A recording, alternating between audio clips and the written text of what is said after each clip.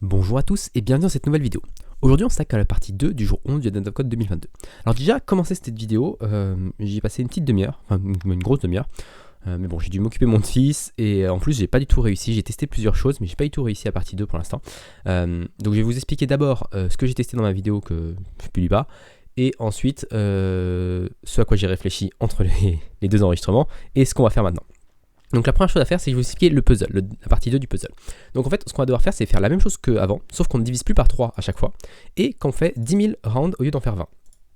Alors qu'est-ce que ça veut dire ça? Ça veut dire que déjà, on va avoir un problème de perf. Ça, je ne l'avais pas trop compris au début, mais il y aura sans doute peut-être un problème de perf au bout du 10 millième round, parce que c'est beaucoup de... Enfin, ça fait quand même pas mal d'opérations.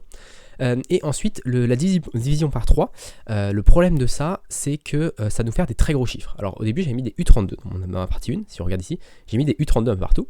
Alors dans ma précédente enregistrement que j'ai pas publié, j'ai testé avec des U64, des U128, et en fait on arrive avec des multiplications de chiffres énormes qui font qu'on arrive à des quantités super importantes. Ensuite, qu'est-ce que j'ai testé? J'ai testé, au lieu de stocker la valeur, j'ai essayé de stocker un arbre qui représente les multiplications, les additions, etc. Alors j'avais des problèmes de perf déjà avec ce système d'arbre, alors je sais pas trop pourquoi.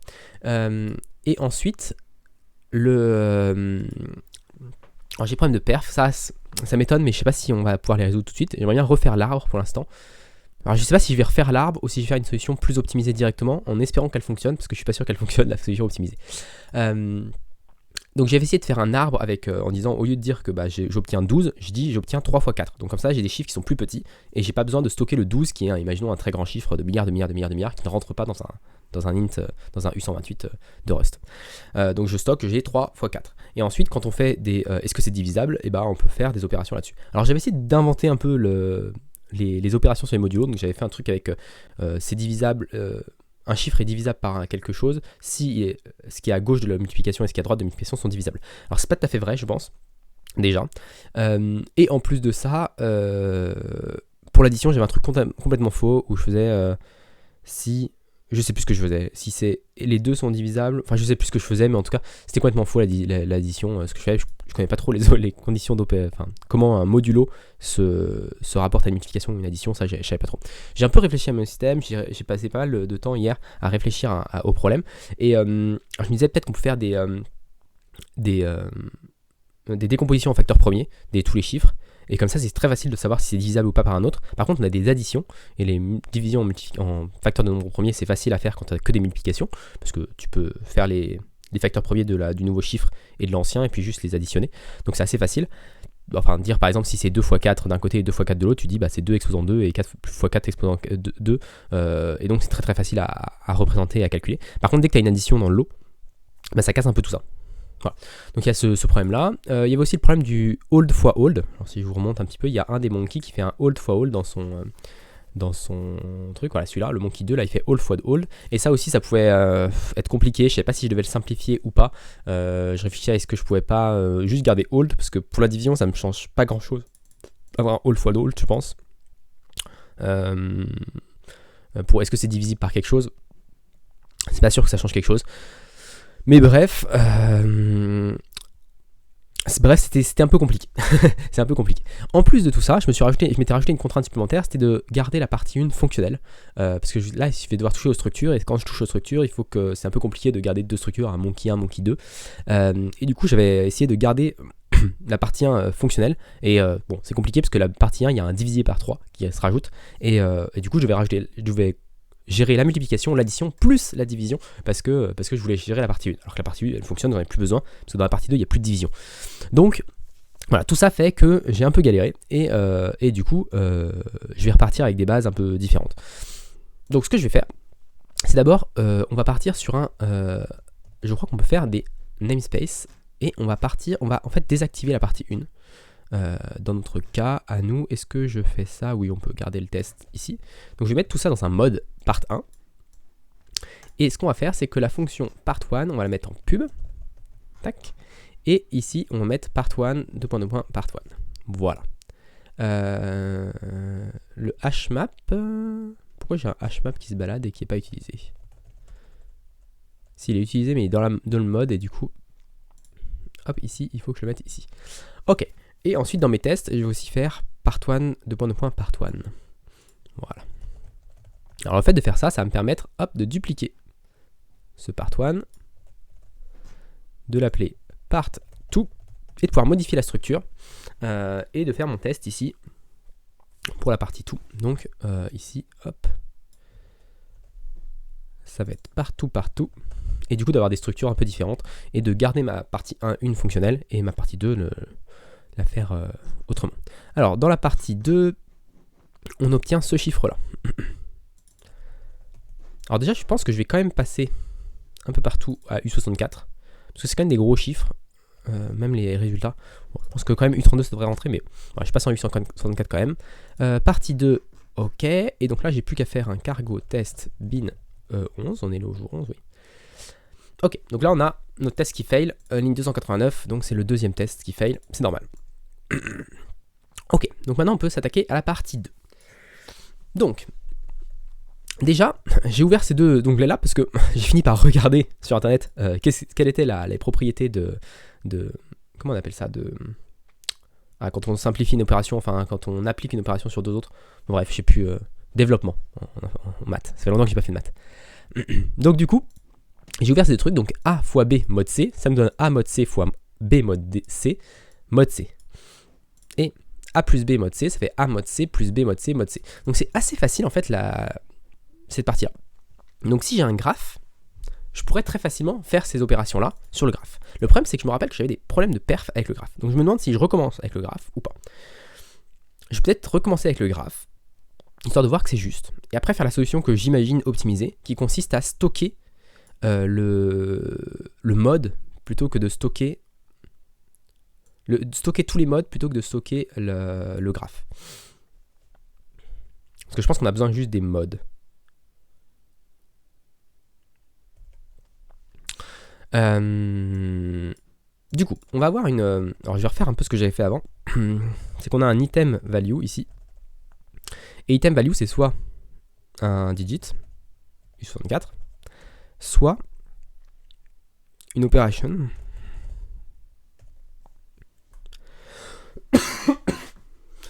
Soit une operation qui contient... Et c'est là où... Non, je vais faire la solution optimisée. Parce que le graphe, en fait, je voulais aussi simplifier le graphe. Parce qu'aujourd'hui, avant, j'avais un graphe qui était très... Dans ma précédente essai, j'avais un graphe qui était très complexe, entre guillemets, parce que j'étais assez générique. Je disais que je pouvais faire quelque chose plus quelque chose, quel que soit quelque chose. Et en fait, dans mon exemple, alors si je regarde ici, si je regarde dans mon puzzle input, en fait, on a très peu de choses différentes. On a des all x 2, all x 13, all plus 5, all plus 6, all plus 1, all plus 2 et all fois all. Donc finalement, on a peu d'opérations possibles. On a soit all plus quelque chose, soit all fois quelque chose, soit all fois all. Et donc je pense qu'il vaut mieux représenter ça comme ça, avec 3 énums, que représenter quelque chose de compliqué. Et du coup, on peut limite, au lieu de stocker un graphe, on peut limite stocker un vec. Est-ce que ce serait pas mieux de stocker un vec?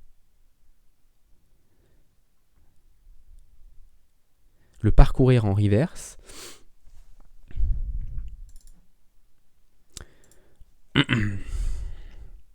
On va avoir un enum qui va être notre operation, qui va être un square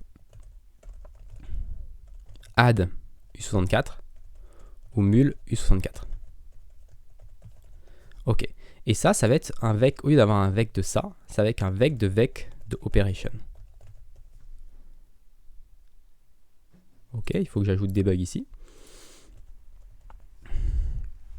Ok, ensuite l'operation, là ça va être juste une operation, je pense. Ok, pourquoi j'ai mon point virgule, elle n'aime pas. Ok.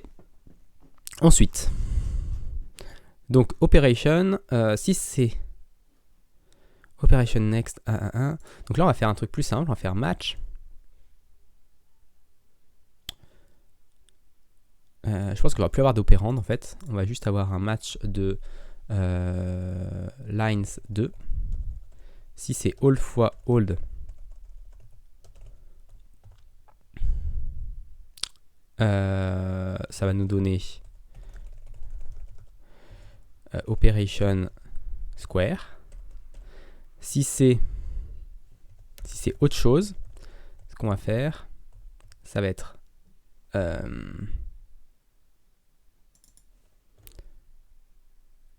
ici, on va juste enlever l'operation new. On va faire ça. Operation string. C'est pas obligé de renommer la variable, mais je préfère des fois que c'est un peu plus clair. Ok. Et donc, si c'est autre chose, on va faire.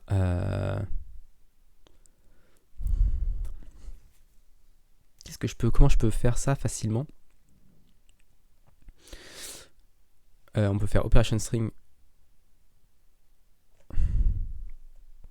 Ou alors je garde le split étoile. On va garder le split par l'espace, ici, et on va faire un collect. Operation parts, c'est un vec de str. Ok. Ici, on va faire operation parts. Je sais pas si je peux match là-dessus. Si c'est old times old. Est-ce que ça fonctionne? On peut match là-dessus sur un truc? Non. Donc ce qu'on va faire, c'est qu'on va faire 0, 1, 2. Donc un tuple. Hop. Parce que là, on peut matcher sur un tuple. Ok, si c'est old plus digit, on va faire operation add digit.parse.unwrap. Et si c'est fois, on va faire un mul. Et si c'est autre chose, on panique. C'est pas censé arriver. Ok. Ça, on n'a plus besoin. Ici, c'est juste operation. Ok. Et après, il ne reste plus qu'à faire les items. Alors, on n'a pas besoin de ce vec U64 ici.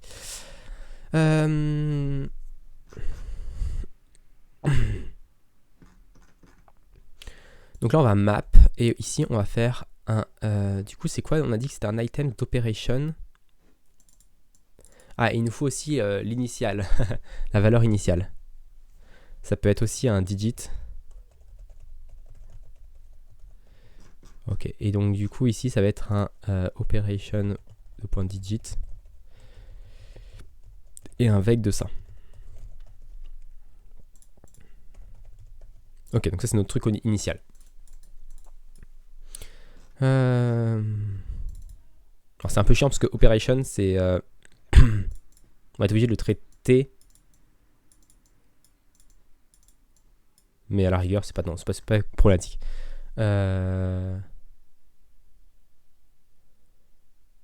Si, c'est un peu problématique de le mettre ici quand même. On va dire que c'est un enum item value, c'est soit un digit de U64, soit une operation de operation. Ok, voilà, on va faire ça comme ça parce que sinon on va devoir le traiter à des endroits où ça ne nous intéresse pas de le traiter. On l'enlève ici. Ici, on dit que c'est un item value digit. Et du coup, dans notre ici, c'est pas un operation, c'est un item value. Mais il faut qu'on rajoute des bugs. Je sais pas du tout où je vais. C'est des genres de tests que je déteste, ce genre de puzzle, où il faut faire des choses assez compliquées. Ok, donc notre new, ce qu'on va faire, c'est qu'on va juste ajouter l'opération à notre vecteur. Donc new, ça va être monkey.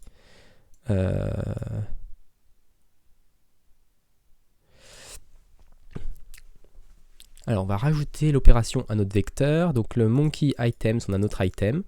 Ici on va faire, donc item ça va être ici un vec de item value.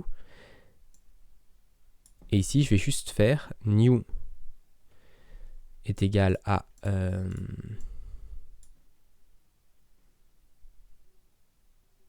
alors du coup il faut que je rajoute un élément à ça, l'opération, que j'augmente le inspected item, ensuite que je vérifie si c'est divisible, et ensuite que je le déplace. Donc on va le clone, même si c'est pas forcément let mut new est égal à item.clone. Bon, je suis pas ultra fan de ça, mais c'est pas grave. Pour l'instant, on va essayer de faire comme ça et voir un peu push monkey operation.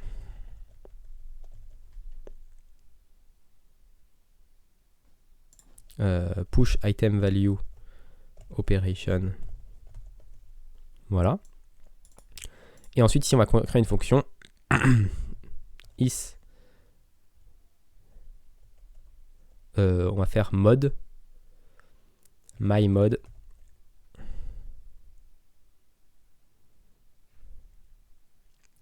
de new par monkeyTest est égal à ça. Ok, let entry push, push receive, receive new.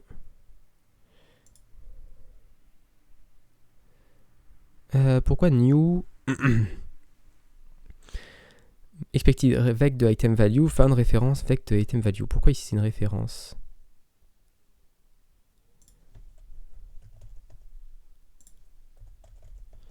Parce que je sais pas pourquoi ici j'ai une référence, ça me paraît très bizarre. Ok, on va tester, on va créer la fonction mymode qui va prendre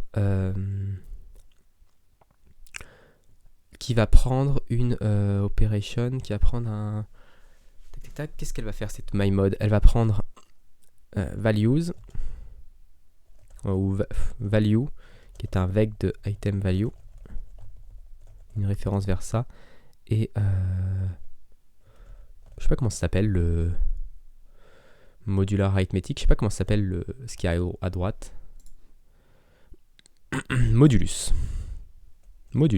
qui est à U64, et ça va nous renvoyer un U64. Voilà. Et là on retourne 0 juste pour que ça compile. Alors pourquoi il aime pas trop? Pourquoi je peux pas faire un item clone ici? Et ici,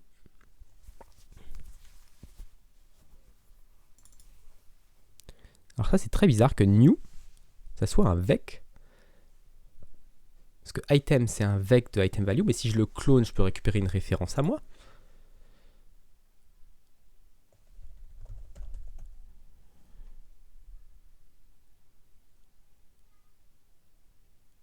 Ah, c'est parce que c'est pas, il est pas clonable, je pense, c'est juste ça.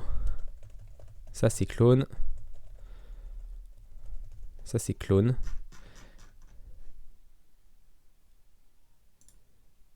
Ça a besoin d'être mutable, ok. Ça je peux prendre en référence. L'operation, on peut le mettre une operation, c'est même clone, c'est même copy parce que c'est vraiment tout petit. C'est genre U64 plus 1 byte. Donc c'est assez facile. Ok. Donc là ça passe. Et ça fail. Normal. Parce qu'on n'a pas encore codé cette fonction là. Ok, maintenant qu'on a cette fonction là, on va faire value.iter.rev. Donc on va le prendre dans l'autre sens. For on peut pas appeler ça, là on va appeler ça values plutôt, parce que ou plutôt operation peut-être, parce que finalement ce qu'on va obtenir c'est souvent des operations, et le dernier, juste le premier sera une valeur.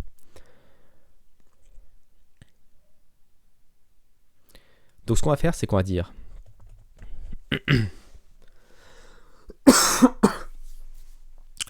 donc si c'est une operation, par exemple si à la fin on a add plus 6,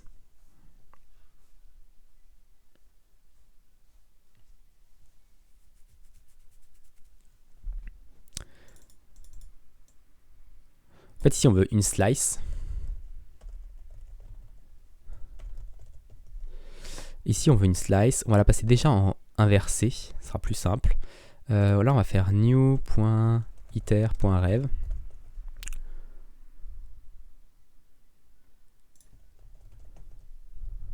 Est-ce qu'on peut passer ça comme ça?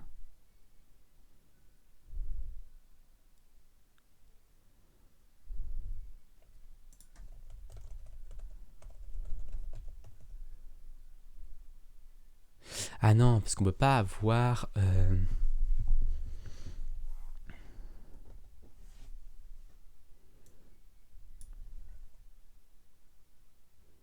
On peut pas avoir une slice de quelque chose qui est inversé parce qu'on n'a pas la mémoire. La slice c'est vraiment une zone mémoire, et du coup on peut pas l'avoir contiguë si on l'inverse.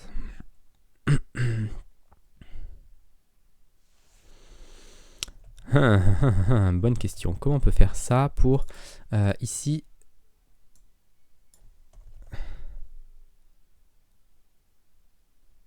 Alors ça il aime pas parce que juste un 0 là. Ok, la rêve.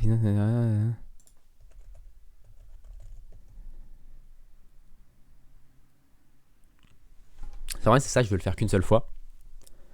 Je veux le faire qu'une seule fois, ça.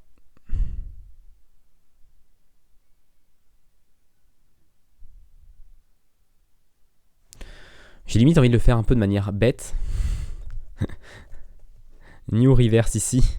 Et new.reverse ici pour le restocker dans le bon sens. Après, si je le stockais dans l'autre sens, ça pourrait être le faire, mais...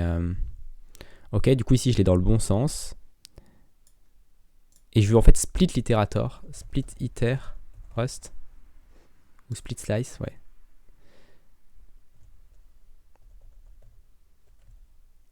Ou je peux juste, en fait, juste prendre le head. Je veux le head de la slice et la tail. Chain, zip, intercept, for map, for filter. Je sens que je me prends la tête pour pas grand chose. En fait, ça me fait bizarre pour le jour 11 que ça soit déjà que je prenne autant de temps et autant de problèmes. Après, il y en a certains jours où j'ai galéré aussi l'année dernière. Et je pense qu'il y a une solution beaucoup plus simple. Et que je vais hurler quand je vais voir la solution de mes collègues. Bon, cette fonction-là, qu'est-ce qu'il y a comme truc intéressant dans Slice? Moi, je veux Slice. Slice Rust. Oh, c'est pas la doc. Function dans Slice, qu'est-ce qu'on a comme function? Voilà. Qu'est-ce qu'on peut faire sur Slice? Est-ce qu'on peut pas récupérer un head first?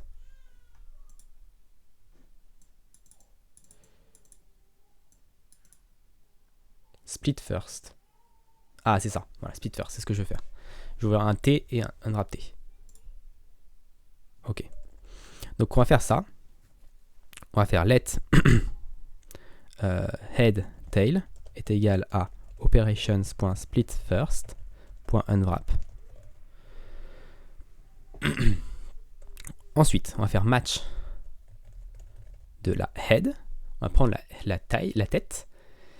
Si la tête c'est un item value digit, dans ce cas c'est assez facile, ça va être digit mod modulus. C'est notre condition d'arrêt parce qu'on sait que c'est toujours on commence toujours par un digit, donc voilà, c'est notre condition d'arrêt. Ensuite, untain value operation. Donc si on a une operation, là ça va être plus compliqué. On va faire un match de operation. Si operation c'est add digit, dans ce cas-là, donc c'est là où on ressort notre, c'est là où on ressort notre truc sur addition. Donc si c'est A plus B mod C qu'on veut faire, et ben on va faire A mod C plus, donc ça va être A mod C, donc A c'est notre tail, donc c'est my mod tail virgule modulus plus sans E plus digit mod modulus, le tout modulus, mod modulus. Voilà. Et là il va me dire qu'il manque des trucs. Si je fais mul, donc là c'est juste fois. Et si je fais operation square, c'est il n'y a rien ici à refaire, et du coup c'est my mod de la tail point sqrt, je sais pas comment faire un square en Rust, modulus. Ok, donc là il aime pas trop, pourquoi?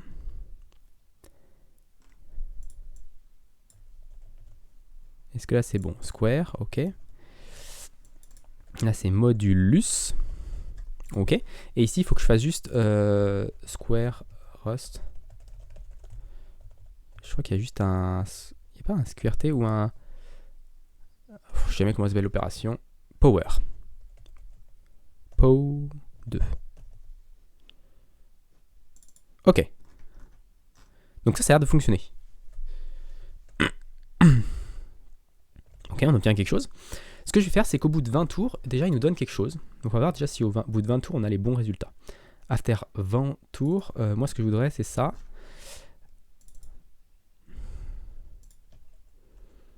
Ici on va faire après 20 tours un DBG de monkeys. Voir déjà ce qu'on a. Donc le monkey 0 il a 99. Ouh c'est bon. Le monkey 1 il a 97. Ensuite 8 et ensuite 103. Ok, donc là on est bon. Ensuite au bout de 1000 tours. On va voir déjà si au bout de 1000 tours. Et déjà si notre solution n'est pas trop pourrie. Ok, notre solution prend quand même un petit peu de temps au bout de 1000 tours. Mais c'est pas irraisonnable. Si je la mets en release. Ouais, c'est instantané en release. Ok. 5204, 4792, 199 et 5192. Ok. Donc là, on s'embête pas trop mal. Et ensuite, on a juste à lancer sur 10 000. Et là, ça prend beaucoup de temps. Est-ce que ça va finir ou pas? C'est la question. Ok. On va le faire déjà en partie. On va faire 2000. On va voir si, où est-ce que ça commence à prendre un peu de temps. Ok, 2000 ça fonctionne.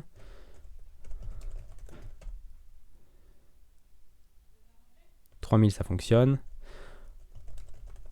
Je sais pas si c'est exponentiel ou pas en fait notre problématique. 4000 ça fonctionne. Donc je pense que ça devrait finir si je fais 6000, 7000 par exemple.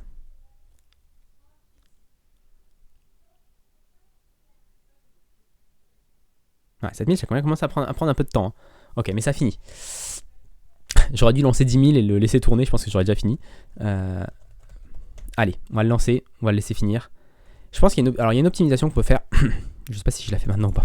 C'est la question. Est-ce que je me prends la tête ou pas? On va voir déjà si j'ai le bon résultat. Si j'ai le bon résultat, peut-être que je me lancerai dans l'optimisation. C'est que les my mode, en fait, on pourrait stocker les my mode. Ouais, donc ça passe. Du coup, si je vais dans... hop, je vais aller dans la partie 1, je vais le lancer, comme ça on va avoir la solution. Déjà. C'est une bonne chose après avoir galéré pendant 2 vidéos. Ok, donc là on va faire un cargo run. On peut enlever l'opérande d'ailleurs. Donc ici il me dit que j'ai pas besoin de tout ça. C'est normal, j'ai supprimé tout ça. Ok, donc là il calcule ma partie 2. On va voir si ça tourne, parce que c'est possible aussi que sur d'autres exemples à nous, ça soit beaucoup plus long. Mais on a une optimisation qui permettrait de pas faire du tout ça, qui serait une solution complètement différente. C'est celle que j'hésitais à faire au début, soit faire ce que j'appelle l'arbre. Finalement c'est plus un arbre, c'est un vec, parce que finalement j'ai simplifié les choses, mais on peut avoir une optimisation. En gros c'est stocker les modes. Donc en fait au lieu de dire que ici on a un vec de item value, dire qu'on a un vec de U64.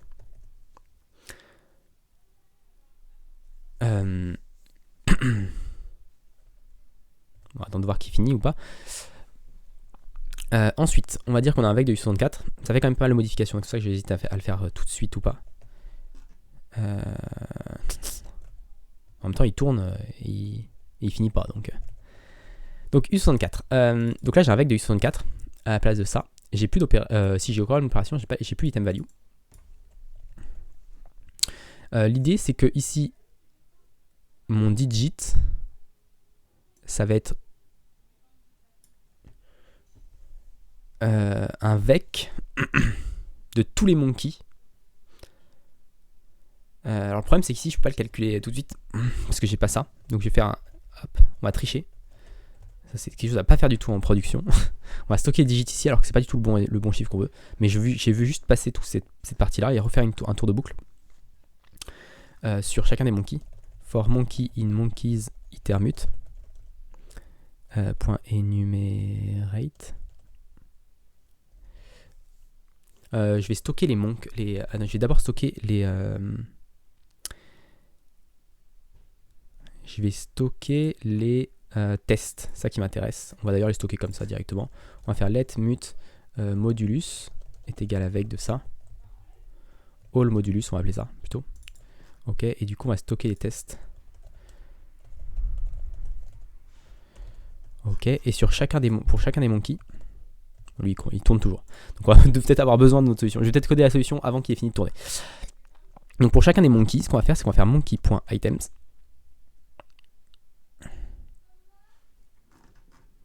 On va devoir muter aussi ces items. On va faire for item in monkey.items itermute. Et donc l'item, c'est un vecteur, pour actuellement, avec qu'un seul élément, item 0. Et donc à la place d'avoir cet item 0, on va avoir tous les modulus à l'intérieur. Donc je m'explique, on va avoir item est égal à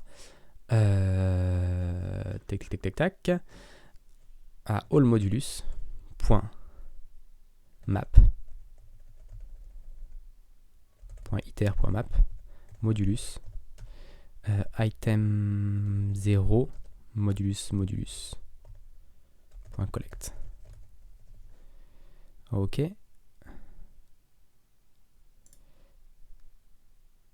J'ai pas besoin du enumerate là du coup. Ok, all modulus. Et ici j'ai pas besoin du itermute du coup. Non, ok. Donc en fait je stocke maintenant, je vais stocker la vraie valeur. Je vais stocker juste le résultat de tous les modulus. Est-ce qu'il a fini là? Oh, il a fini. Est-ce que c'est le bon résultat déjà? Oui, c'est le bon résultat. Ok, très bien. J'aimerais bien quand même finir ma solution optimisée, parce que normalement c'est censé être tourné en moins de 15 secondes. Sachant que je suis dans un langage qui est censé être très optimisé, ça devrait tourner beaucoup plus vite que ça. Ok, donc maintenant, une fois qu'on a fait ça, quand on va faire une nouvelle opération, ici on va faire notre new. Donc notre item ici, c'est un vec qui contient tous les modulus.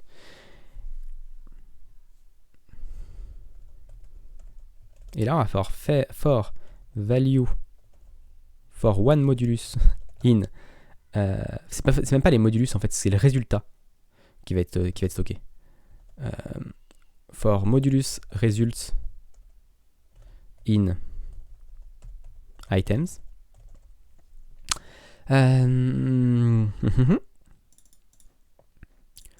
Donc pour chacun des résultats,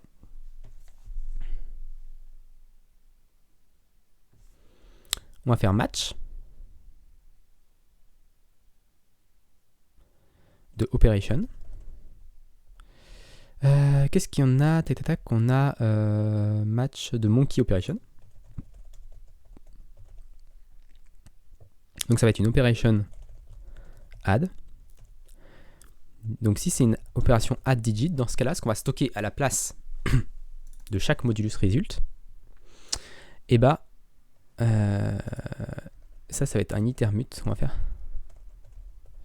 On va dire que modulus result est égal. Donc c'est déjà le résultat. Donc là par exemple dans l'add, on a déjà on a déjà ce A mod C en fait. Du coup on va faire plus B mod C. Donc on va faire modulus result plus digit modulus monkey. Non. Et c'est là où on a un petit truc, c'est que on veut faire point enumerate monkey index. Donc ici on va faire le modulus. Dans cette ligne là en fait ce qu'on va faire c'est le modulus du monkey. En fait il faut qu'on stocke les modulus pour chaque test de chaque donc modulus de all modulus monkey index.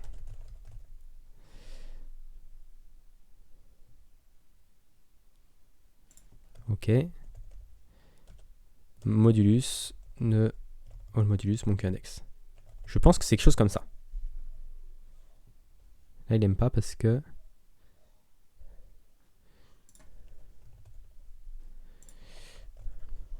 Ok, donc ça c'est notre add.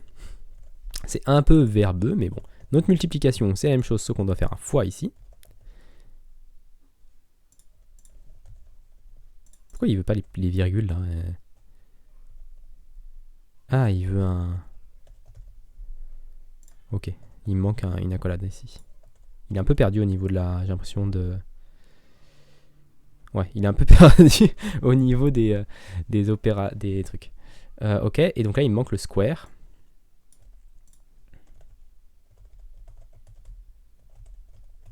Et square, ça va être juste...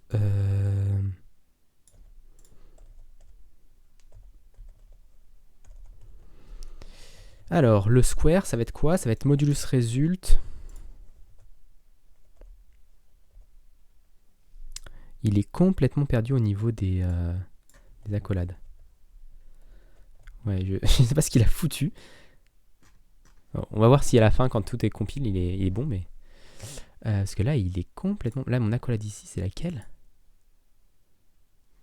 J'ai pas une accolade en trop, là? Ok, non, j'avais une accolade en trop, c'est pour ça qu'il était perdu, mais bizarre. Ok, du coup, tac tac, là on a nos modulus result fois, et bah là c'est modulus result. Modulus result fois modulus result. Je sais pas si j'ai besoin des références. Ouais. Modulus, ok. Donc là c'est bon. Donc là j'ai modifié mon item.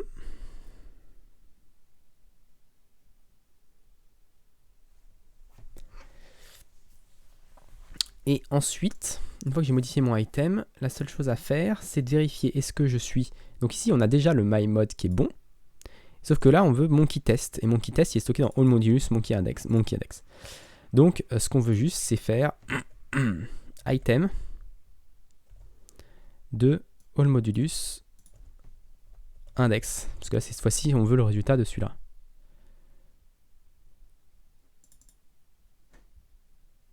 Index un usize. Ah non, on veut juste non, on veut juste celui-là. Ok, on veut juste ça. On n'a plus besoin de faire le reverse. Ok, entry push new.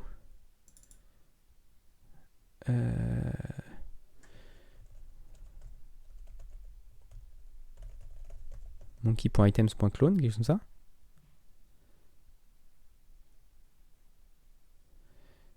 Vec de U64 et items, c'est un vec de U64. Alors qu'est-ce qu'il aime pas là?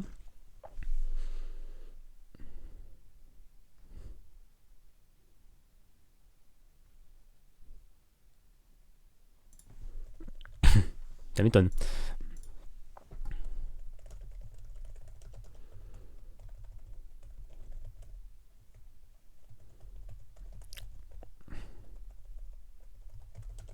Ça, c'est un vec de U64. Et si je push new items, il aime pas. Expected struct vec U64 et fin. Donc si je push. Ah oui, non, parce que moi je veux pas un vec de U64.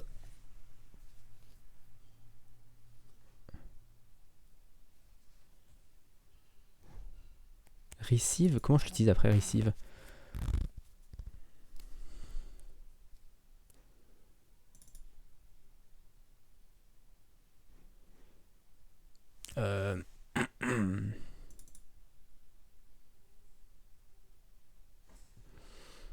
Là j'ai un truc, je bug sur un type.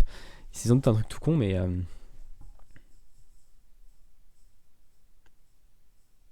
Item c'est un vec.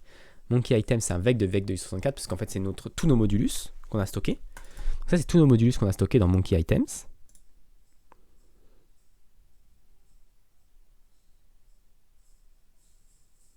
Ah oui, non, on veut stock que un seul item ici, on veut stock que item.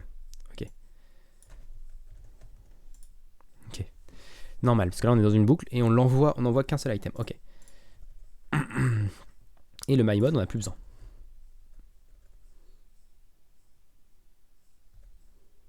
Ok, est-ce que ça fonctionne? Si je fais un cargo test.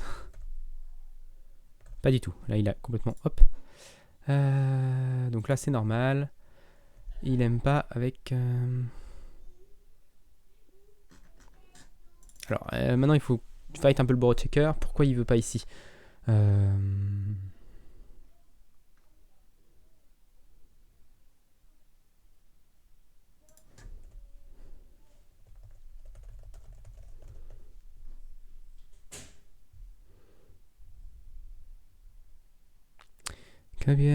Tap U64 ethermap.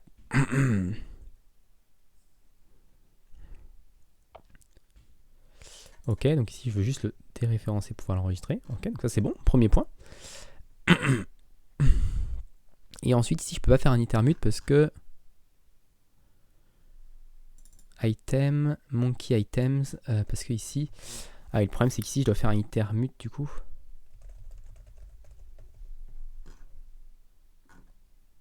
Ok, ça a l'air de passer ça. Et on n'utilise plus le test du coup parce que je l'ai autre part. Je l'ai mis dans un truc séparé pour pas avoir rebouclé sur le même truc. Ok. Et ça passe. Et si je fais un run, ça j'obtiens le résultat instantanément.